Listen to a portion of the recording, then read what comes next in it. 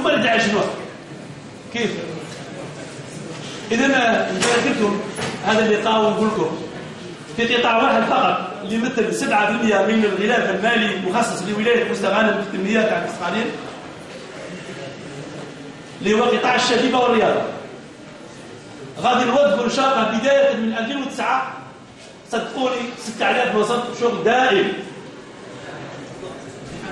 في 445 محل مهني اللي قسمناهم ومازلنا ما كملناهمش، مازال ما كملناش عملية التوزيع.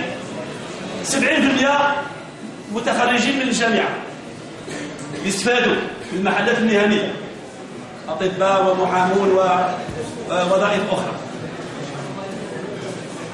في نقول لكم أيضا مؤشر آخر، إلى غاية 2010 ستنخفض نسبة البطالة